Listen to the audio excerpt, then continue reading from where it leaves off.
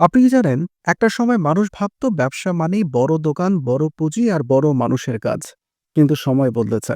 এখন মোবাইলের স্ক্রিনটা হয়ে গেছে নতুন মার্কেট। আর ফেসবুক, সেটা তো এখন গ্রামের হাট বাজার থেকে শুরু করে শহরের শপিং মল সবকিছুর বিকল্প। কিন্তু সমস্যা একটাই, আপনি পোস্ট দেন, কেউ দেখে না, কেউ ইনবক্স করে না, অর্ডার তো দূরের কথা। তাহলে করণীয় কি? প্রথম কথা, আপনি শুধু পণ্য বিক্রি না, গল্প বিক্রি করেন। মানুষ পণ্য দেখে কেনে না, মানুষ গল্প শুনে কেনে। তাই ছবি পোস্ট করার আগে ভাবুন এই পণ্যের পেছনে গল্পটা কি? এটা কিভাবে আপনার ক্রেতার জীবনে ছোট্ট একটা পরিবর্তন আনবে?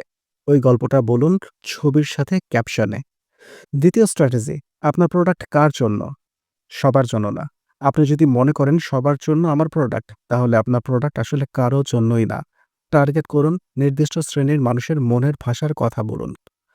তৃতীয়ত, আপনি যদি শুধু কম দামে ভালো প্রোডাক্ট বলে প্রচার করেন, তাহলে আপনি যুদ্ধ করছেন প্রাইজের মার্কেটে, যেখানে বড়, বড় ব্র্যান্ডগুলো আপনাকে হারিয়ে দেবে। বরং আপনি ব্র্যান্ড না হয়ে বিশ্বাস হন। একটা বিশ্বস্ত বন্ধুর মতো, যাকে মানুষ জানে, চেনে, বিশ্বাস করে। শেষ কথা বলি, ফেসবুকে পণ্য বিক্রি করতে হলে আপনাকে একজন বিক্রেতা থেকে একজন সমাধানদাতা হতে হবে। মানুষ জিনিস কেনে না, তারা নিজের সমস্যা বা চাহিদার সমাধান কেনে। আপনি যদি সেটা দিতে পারেন, তাহলে শুধু বিক্রি করবেন না, আপনি মানুষের হৃদয়ে জায়গা করে নেবেন।